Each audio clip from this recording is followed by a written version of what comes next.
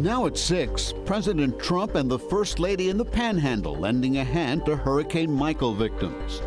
To see this personally, it's very tough, very, very tough. Total devastation. Tonight, the first couple gets a first-hand look from the air and on the ground after Michael. It was a whirlwind few hours for the first couple today. While they were in the Florida Panhandle, the President and the First Lady met with first responders and with storm survivors. President Trump and the First Lady handed out water to volunteers and survivors of Hurricane Michael in Lynn Haven, Florida, Monday afternoon. To see this personally, it's very tough, very, very tough.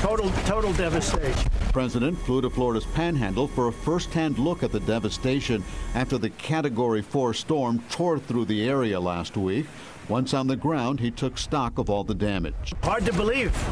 I've seen pictures, but it's hard to believe when you're above it in a plane and to see the total devastation. The President spoke to some residents, including Michael Rollins, who rode out the storm with his 3 dogs and a parrot. The worst thing I've ever endured. FEMA Director Brock Long and Florida Governor Rick Scott accompanied the President. Hey, the Governor of Florida, Rick Scott, has done an unbelievable job. Mr. Trump also gave his administration high marks. We are doing more than anybody would have ever done. Down the coast, cleanup is underway in Mexico Beach, where Michael slammed ashore with 155-mile-an-hour winds and a 14-foot storm surge sweeping homes off their foundations. Crews with dogs are still searching for bodies and survivors.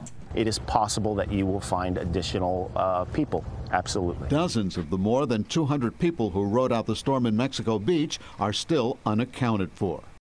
Now, after the Panhandle, the President and the First Lady left to tour storm-damaged areas in Georgia.